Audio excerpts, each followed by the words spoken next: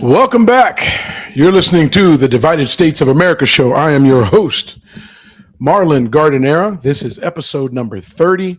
We're calling it a trial. We're working out the kinks, working out the bugs.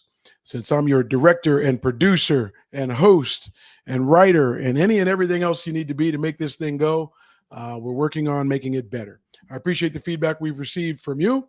I appreciate the support. We will make a point of relaunching, getting out to the rest of the world, putting a little time, effort, and money out there so people know we're here and we can engage more of you on the most divisive issues in these divided states of America. On today's show, straight to it, Liz Cheney, now an American hero. Sometimes to be a martyr, you have to lose something, and she's accomplished that. We'll talk a little bit about that. We'll talk about the GOP, who they are and what they represent today. And of course, I'm more interested in what you think they represent. We'll hear more about that as we go along. John Bolton, one of Trump's favorite people. It's always interesting when someone comes out of your administration and has a lot to say. We can always question their motivation, how much money they intend to make, what their point and goal is. But he always has insight from inside the White House, and we're always curious to hear it because, you know, it was an interesting administration. And then lastly, the CDC takes some ownership on their botched multiple times anyway, response to the COVID pandemic. But those are the things we'll cover today. And of course, if you have anything you'd like to add, you feel free to comment, and I'll talk more about that in just a second. But for now, let's get started. Welcome to the Divided States of America show, where your host, Marlon Gardenera, takes on the most divisive issues in our divided nation. We'll sort through the best and worst of politics and culture, asking questions and looking for answers that our two-ring, two-party circus has failed to provide.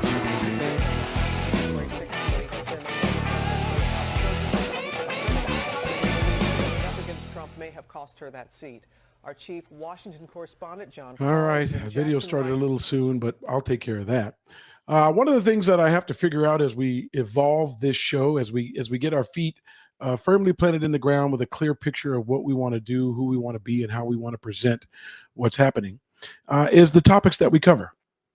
The easiest and normally the most interesting are whatever's happening in the news today. There's always something. And as we talk about our divided nation, there's always something to disagree on. But the prominence of it, the attention that it gets from the mainstream media and from the conservative outlets, and I peruse them all on a regular basis, sometimes things don't percolate as high as others.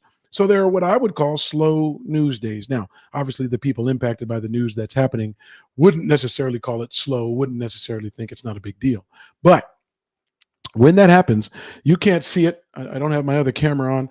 I have a stack of stories and topics and issues and things that could be potentially covered on somewhat of a regular basis on the program, because there's just so much out there, and I do my best to keep track of it all. Having said that, you know, which one should I do? Stay topical, even when it's not a big news day, or, and I can show you it right now, or I can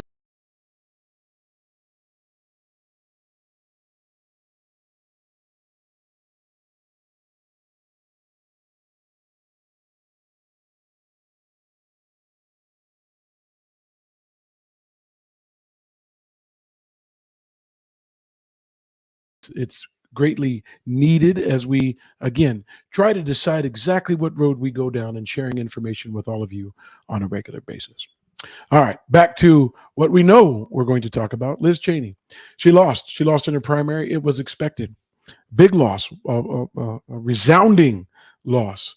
And as I said, sometimes to be a martyr, you have to. Now, we already know my politics. I'd like to be a centrist, maybe slightly left of center, purely about healthcare. Liz Cheney, a traditional conservative Republican, the daughter of Dick Cheney, the former vice president. I don't necessarily agree with all of her policy choices.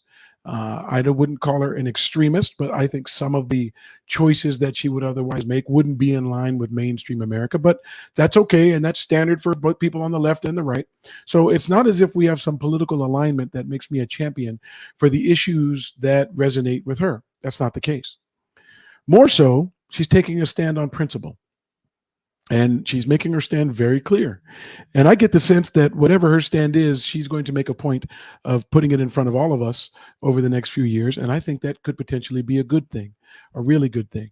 But let's hear from Liz Cheney herself on, again, that resounding loss. Critical primaries overnight in Wyoming and Alaska with a crushing defeat for Liz Cheney at the hands of her Trump-backed opponent. Cheney, who sits on the House January 6 committee, has been the former president's most outspoken Republican critic. Many believe standing up against Trump may have cost her that seat. Our chief Washington correspondent, John Carl, is in Jackson, Wyoming, with more. Good morning, John. Good morning, Robin. Cheney conceded her loss, and it was a big one. But she also issued a call to arms. Liz Cheney did what Donald Trump still refuses to do. She conceded she lost. Tonight, Harriet Hageman has received the most votes in this primary. She won. I called her to concede the race. This primary election is over. But now, the real work begins. Cheney's landslide loss was no surprise. She knew she'd pay a price for voting to impeach Donald Trump and then serving as the vice chair of the January 6th committee. After all, Wyoming is the state Trump won by his biggest margin. No House seat, no office in this land is more important than the principles that we are all sworn to protect. And I well understood the potential political consequences of abiding by my duty. That duty, Cheney said, is standing up to a political force she gravely warned could provoke even more violence than what we saw on January 6th. Our nation is barreling once again towards crisis, lawlessness, and violence. No American should support election deniers for any position of genuine responsibility, where their refusal to follow the rule of law will corrupt our future. The victor, Harriet Hageman, who became the frontrunner the minute Donald Trump endorsed her. She once criticized Trump, but now repeats his lie that the 2020 election was stolen. And when she won, she thanked him. We're all very grateful to President Trump. What will Cheney do next? Will she run for president? She didn't say, but she made it crystal clear on her overall goal. I will do whatever it takes to ensure Donald Trump is never again anywhere near the Oval Office. For now, Donald Trump seems to be decisively winning that battle. Take, for example, the 10 House Republicans who voted to impeach him. 8 are gone. 4 of them lost their elections. 4 were forced to retire. As for Cheney's immediate future, Robin, she remains in Congress for another 4 months, and you can bet that she will dedicate those 4 months to the work of the January 6th committee, which is entirely unaffected by the election results here in Wyoming. We'll see what she does going forward. But, John, Alaska's primary with no. All right. It's clear. She fell on her sword. She said very clearly that she could have, if winning was the most important thing, just gone along with the big lie, just stayed on the same course. She won it by such a wide, she won the position by such a wide margin just 2 years ago that she really could have stayed on the same path. I appreciate someone willing to lose something for what they believe in. I appreciate someone who sticks to their principles over position. I certainly believe in people willing to put the American people over partisan politics. There are so few of them. I don't know if it's this vacuum of power and I can't speak for them. I do intend to speak to lots of them, but there's something special about someone being willing to do that, even when I know politically I don't go that far to the right. As a former conservative talk radio host, there was a time when I would have applauded her policy views. I would have tried to get her on the show. I would have tried to convince others that that was the right direction for the American people. I've obviously, traveled down a road where it has me in a slightly different position. But we are not, we're not on the same page politically. We're not. Nor am I with, people, the far left, the progressives in the far left. But having said that, I applaud someone who puts people, principle, has priorities greater than their position, their power, their party. Those are American heroes to me. People keep bringing up Abraham Lincoln, losing, coming back, and obviously taking a stand that has put its mark on history. I don't know that this in any way, shape, or form is going to meet that level, but standing up to something she believes at the risk or expense of losing her job makes her a joy story for me and an American hero. Even if her staying there decreased the odds of the things I believe in happening. I don't think she's going far. But she did again say the principles they're sworn to protect, those were her priority. She's worried that the current path we're on will provoke violence. We saw it on January 6th. I don't know how anyone would think that some of the violent acts people have been carrying out and saying they did it because they support Trump, because they're against the things he's against. And obviously you can't blame him directly, but even the culture that's being created that you just fight any and everything. And I'll touch on that in just a second. But again, she could have won. That makes her an American hero to me. I wish more politicians were willing to give up their position and their power for the people. I wish they were willing to put party aside for principle. I wish. The point of this show is taking on the divisive issues that divide our nation and realizing that unless you get good people who are willing to be honest with themselves on both sides, the divide will just get wider and wider. There has to be a middle ground. There has to be some understanding. There has to be, and I wouldn't say a compromise, but just an understanding that we're supposed to be working towards something together. And right now, again, there are times back when I was on the radio, I paid attention to everything that was happening. When I'm not on the radio, or for all the years that I wasn't on radio, I was still very much interested in politics. And then I would burn out and I would look at it like it's just a silly game. And how is anybody supposed to care about the game, the brinksmanship and it gets old because we in the real world don't get to play games like that and be productive in our jobs at our companies. We don't, it's not a joke. It's not a game. And sometimes politicians really, it's just winning or losing. And rather than compromising, they'd rather win or lose. And I say it every show, all or nothing approach. I hope they get nothing rather than all. That applies to both sides.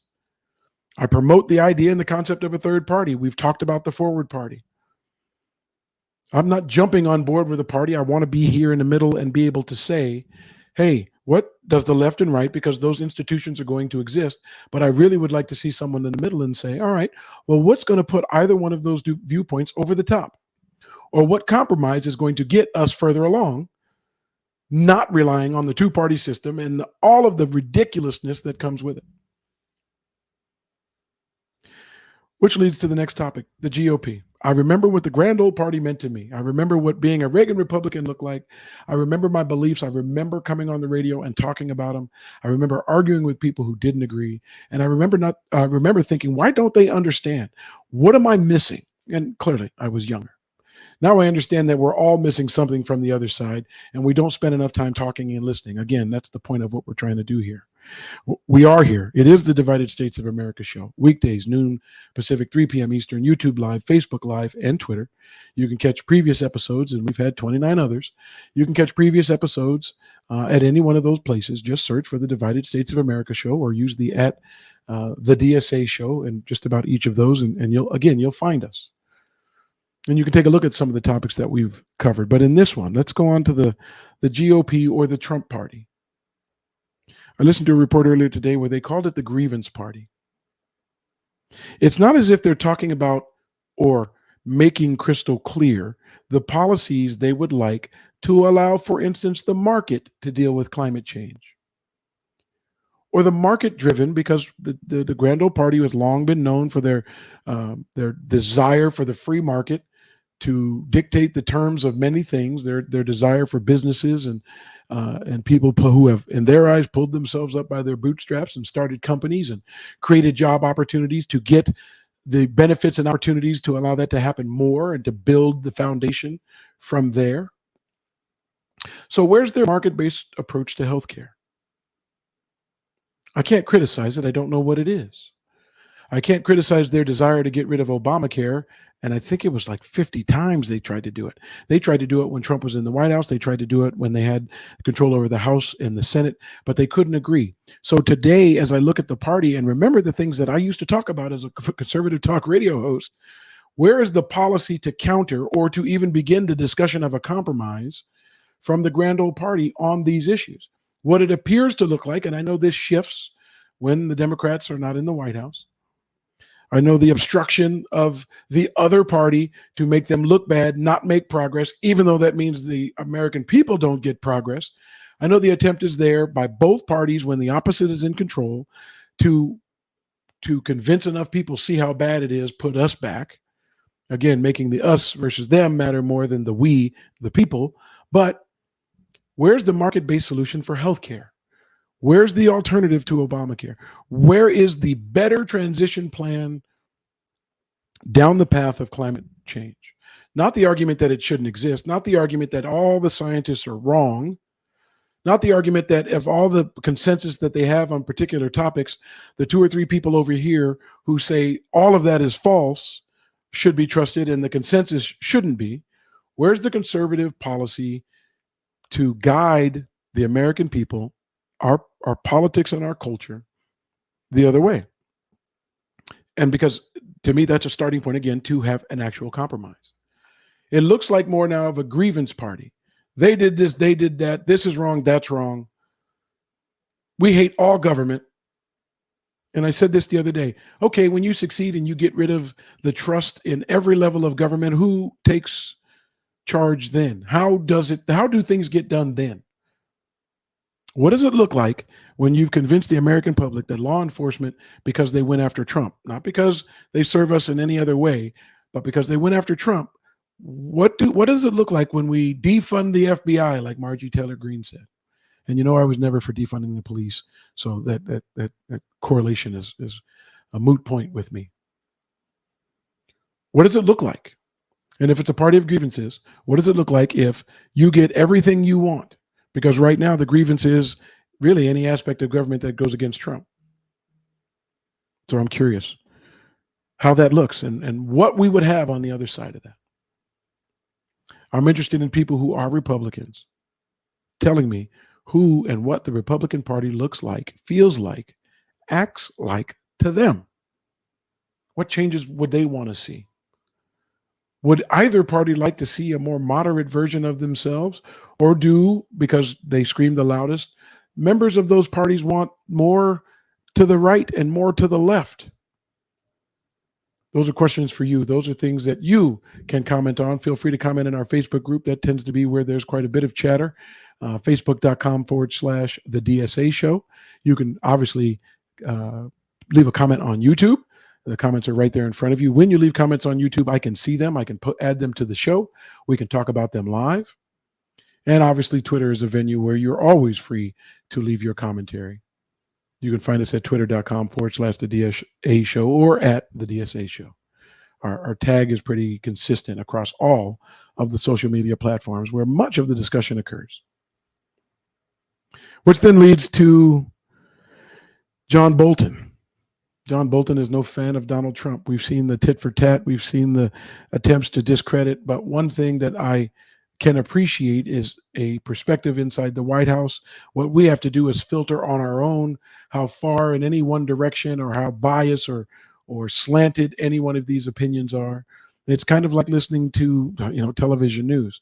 You get the data, the facts, or at least you hope you are, and then you get the talking heads who add all of the commentary and all of their opinions. And I don't mind that people do that. I just recognize that's what they are. And sometimes they're interesting. Sometimes they're entertaining. Sometimes they're contradictory. Sometimes they just don't make sense.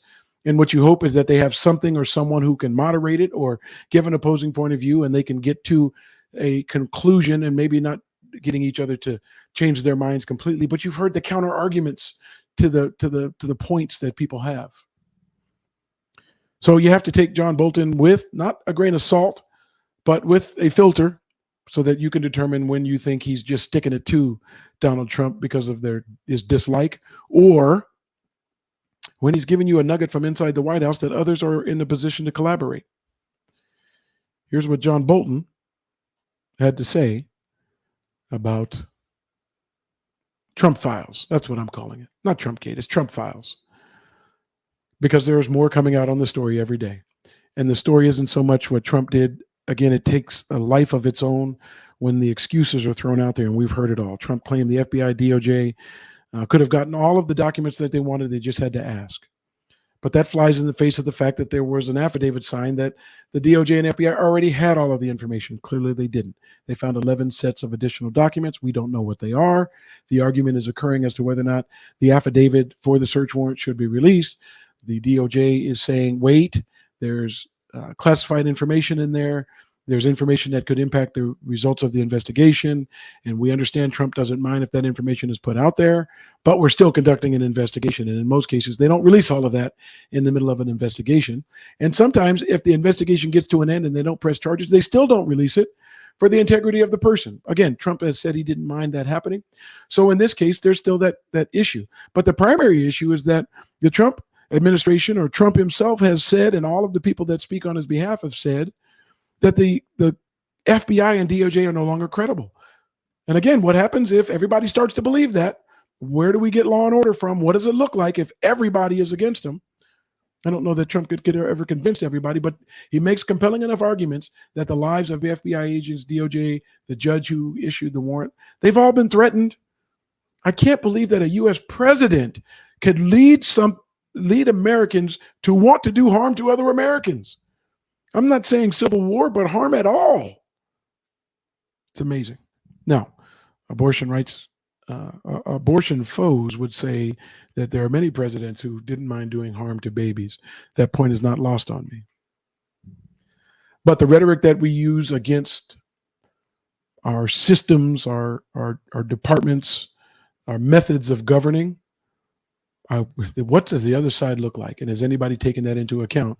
Or is it just an effort to distract and push away and create chaos and create question marks? Because in addition to saying that the DOJ and FBI could have gotten every document they wanted after signing an affidavit that said they already had them, us believing currently, speculating that an informant could have been a Secret Service agent. It could have been somebody in his administration. We don't know who it is to date. We do know that a subpoena was issued for the cameras in the hallway where the documents had been stored. And speculation is that the activity they saw in that hallway led them to be really concerned about it. Although the contradiction to that is that Merrick Garland sat on this for a few weeks before he let them proceed. If it was that important, why didn't they do it right away? Clearly, we don't have all of the facts, but it takes on such a life of its own when we know the documents belong to the people and the people should have had them, and it shouldn't take this long to do anything. But as you're going to hear it here in this with John Bolton, who was in the White House for 17 months, things weren't always as orthodox as one would think. Notable results as well last night.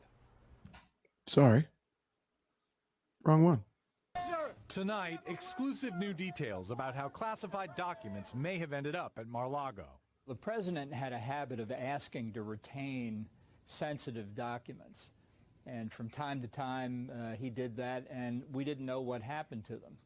And it was always a concern that because he didn't really fully understand the risks to sources and methods and other dangers of revealing classified information, that it might get out to the wrong people. Donald Trump's former national security advisor speaking exclusively to NBC News about what he says was the former president's penchant for hoarding secret records. A week after court records showed the FBI seized highly classified documents at Trump's Florida compound, John Bolton says Trump made clear he wanted to keep certain documents for himself, regardless of classification. Frequently, the briefers were reluctant to bring documents that they thought the president might ask to keep.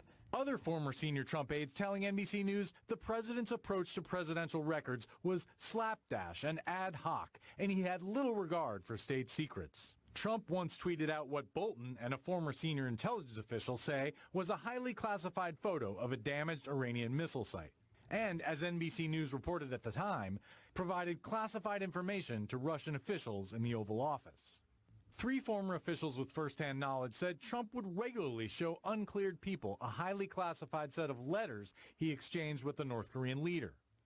Multiple former officials said the president also had a habit of ripping up records that aides would have to retrieve from trash cans and tape back together. The former officials tell NBC News that when Trump finally realized he was leaving office, he ordered aides to stuff documents in banker boxes to be taken to his Florida compound. One person who was there told NBC News it was a chaotic exit and that both staff and movers piled everything into the moving trucks. When they got to Mar-a-Lago, they piled everything there in this storage room, except for things like the First Lady's clothes. Everything in the box went there. A Trump spokesman rejecting the criticism, and Trump now saying everything he took home with him was declassified. But experts say that's not the case. They note that even when Trump proclaimed records declassified while he was president, the rest of the government didn't always agree. We were asking for records relating to Carter Page and the FISA warrants applications that were underway. And at one point, the White House via Trump had issued a press release. I think he had tweeted about it as well to say, well, I'm going to declassify this information. And that was rejected by the judge here in Washington, D.C. in federal court, saying that was not sufficient as proof of declassification. Even if Trump is right, experts say, the records were the property of the U.S. government. Why they were in Trump's Mar-a-Lago compound is now the crux of the Justice Department's investigation. All right, Ken joins us now from our nation's capital. Ken, a lot of new reporting there and shedding light on a lot of questions I think people have. But one of the big mysteries here is how former President Trump or those around him were able to get classified documents out of the White House. Wouldn't there be, or you would think, there'd be systems in place to make sure sensitive material was accounted for? Tom, John Bolton and other former senior national security officials put it this way. Donald Trump didn't pack those boxes on his own. He had help. There are supposed to be guardrails around classified documents, and clearly something broke down here. The Justice Department appears now to be investigating how that happened, who was involved, and whether they are criminally culpable. We're back to the beginning, and excuse me here. We're back to the problem. I know people like that Trump wasn't a politician, but some things are in place for a reason.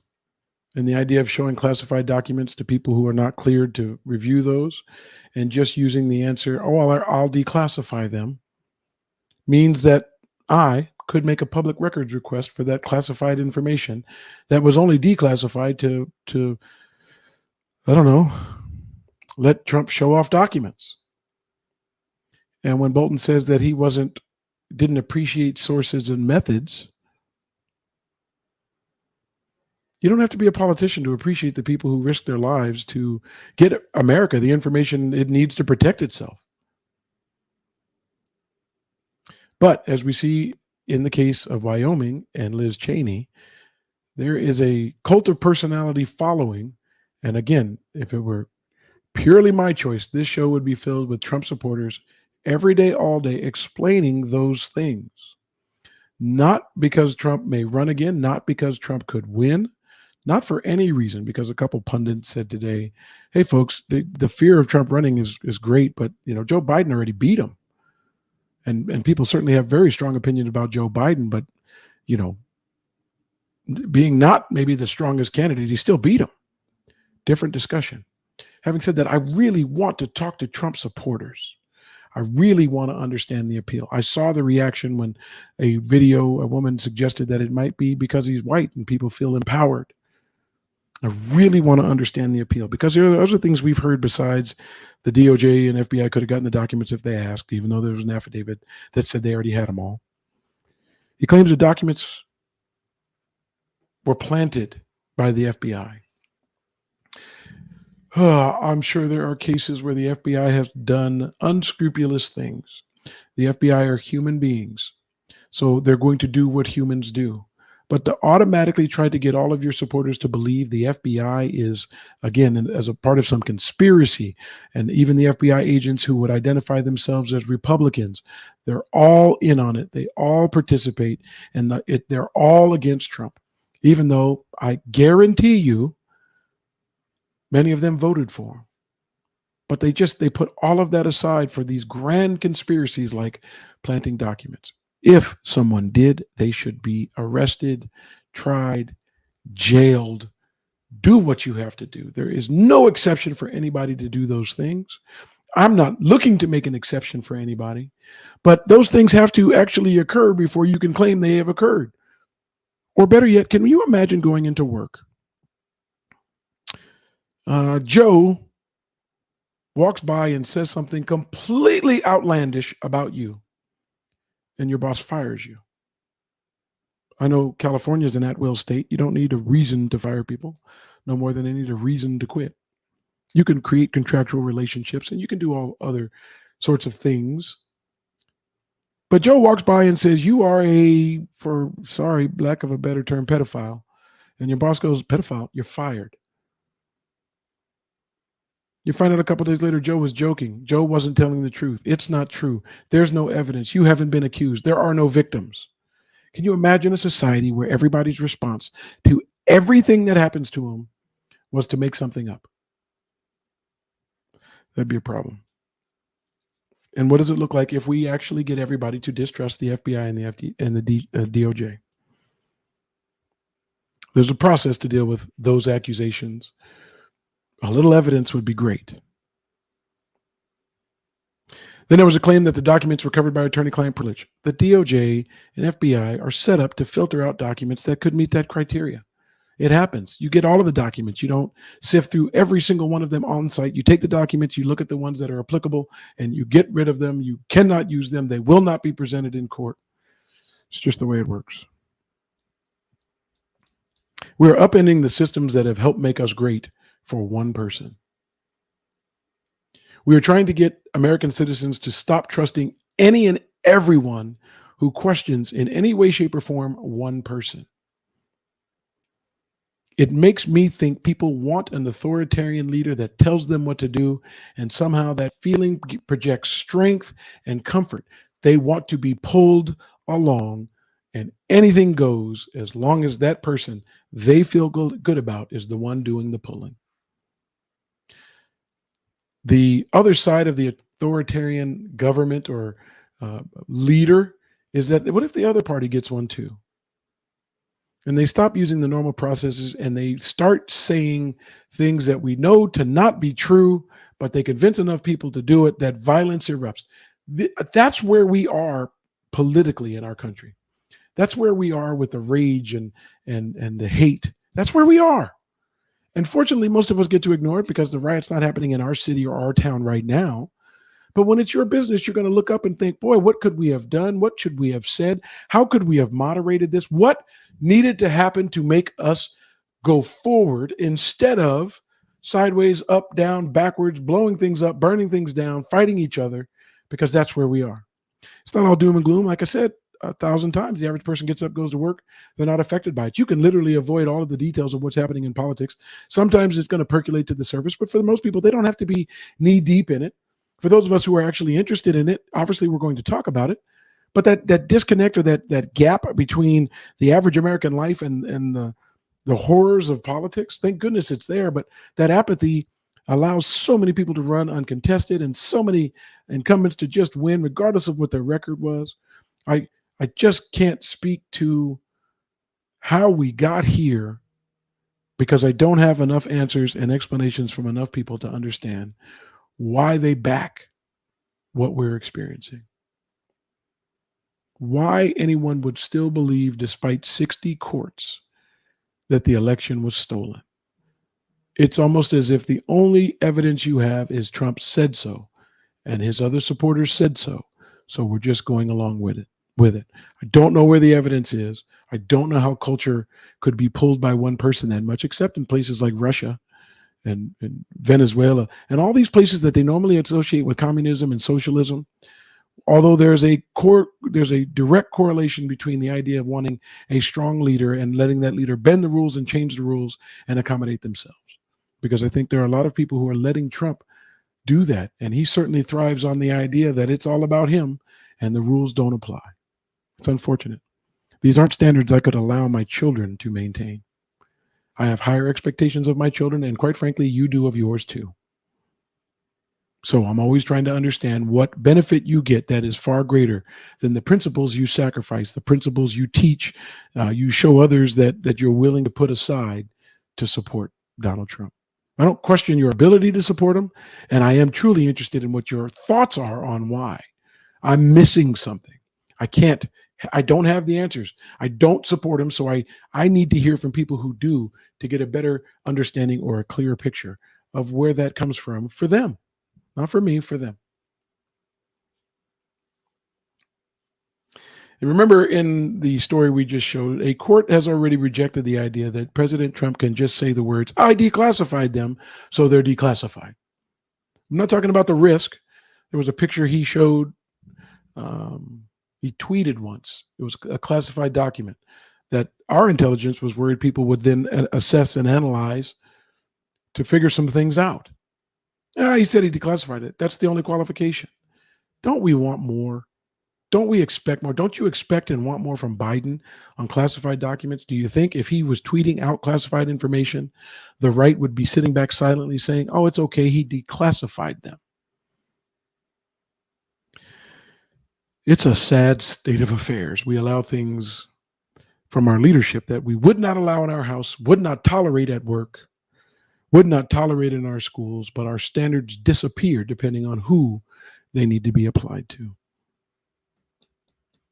Well, there's at least one piece of good news. The CDC leader has recognized that the CDC botched the response. This is in the New York Times. I'll show you the bigger picture. Walensky, the director of the CDC, citing botched pandemic responses, calls for CDC reorganization.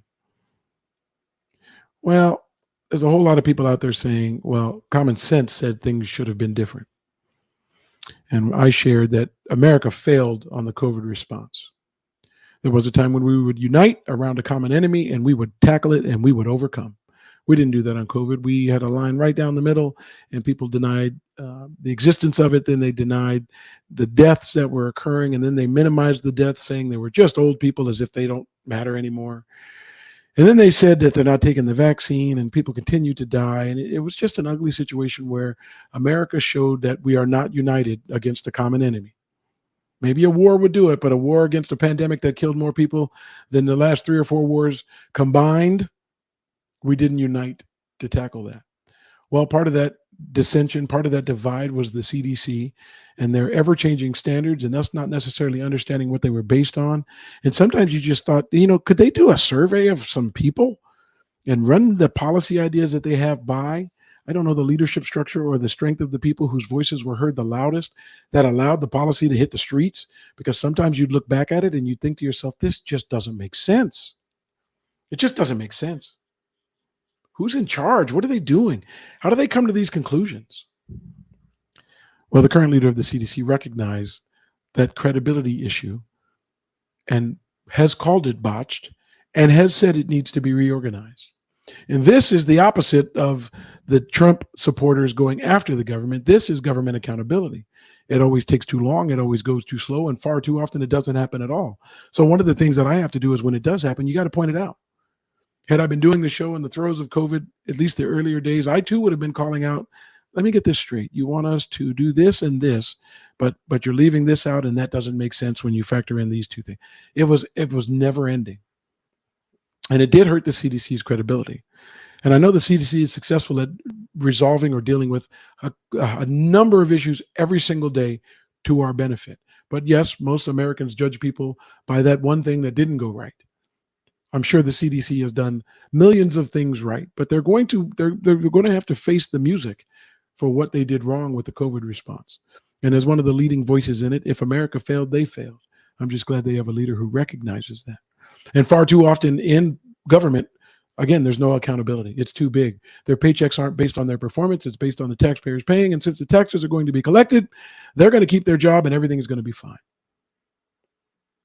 There are too many things broken and not enough people screaming, fix them. Or they're screaming, fix them, but they think fixing it is every 4 years you go vote for someone. And despite the fact that that party may not represent all of your views, rather than deviate from the power structure that you think is more important, or at least a plurality of ideas that you think are more important than a couple of things that you just don't align, we go along with it. And we allow these things just to keep going and going and going.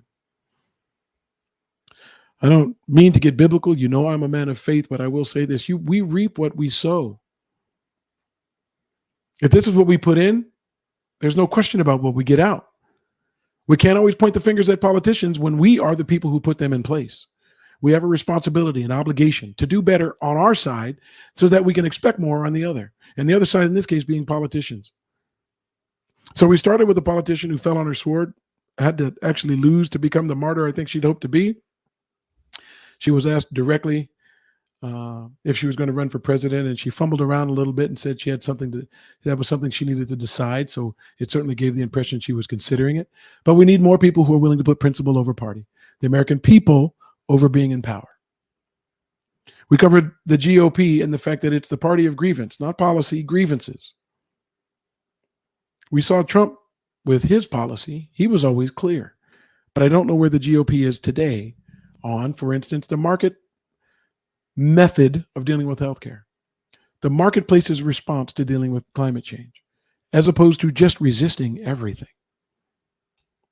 John Bolton gave us an inside view of some of the ways things were handled inside the White House. You have to take that with your own filter to understand the grievances he has with Trump and the fact that he spends a lot of time talking negatively about him, and find the kernels or the morsels that you think may be true, or the ones that are corroborated by other people who don't have an axe to grind with Donald Trump. And then the CDC. There's a contradiction between the Trump supporters going after the government and then the government showing themselves to botch something and people not having trust. Where there's accountability, there's hope. Where there isn't accountability, there isn't hope. There's just more chaos. And that's where we are. I don't know why we want to be here. Maybe it's because you can go on with your day-to-day life and not have to deal with these issues. And I get that. And I aspire to do that at times. But there's always that little carve out that says, what is the world going to look like for my sons and my grandchildren if they're ever to have them? And do I want to play a role in that discussion? Do I want to try to impact it? Do I want to try to sway or convince or influence people in any one direction or another? The answer to that is yes, but it's not to the left or to the right. It's to the we the people. It's to more Americans, not just the Americans who support the politician that's in power or the party that's in power. So I'm just going to keep engaging and engaging and engaging to make people talk and think. Thoughtful and respectful discussions, but talk and think about the divide, so that not every issue that we talk about has for and against to the degree we do in our country today. That's the point of the Divided States of America show. We're here weekdays at noon, 3 p.m. Pacific, 3 p.m. Eastern. We're here noon Pacific, 3 p.m. Eastern, YouTube Live, Facebook Live, Twitter. You can always catch replays of the show. Playing with formats, playing with the technology behind it, trying to get our feet wet and also firmly planted in the ground to determine what type of show we'd like to have as we share it with the masses. In the interim, please go to YouTube and subscribe. Please like our Facebook page, facebook.com/The DSA Show. Your interaction, your comments, your feedback, your emails at host@thedsashow.com. They're all valuable in me putting this thing together and going in the direction we're looking to go. I appreciate your patience. I appreciate your tolerance for the things you know you already don't like. But get it to me, send it to me so we can start that improvement process. I'm grateful for all of you and the time you give this show, whether it be live or later, because it's how it's going to get better. It's how we'll build the show and audience we'd like to build. It's a passion of mine. I enjoy it. I appreciate you being a part of it. That's it for today. You were listening to the Divided States of America show. Thanks for watching the Divided States of America show. If you enjoyed this episode, please consider subscribing to the channel and share the video with your family and friends.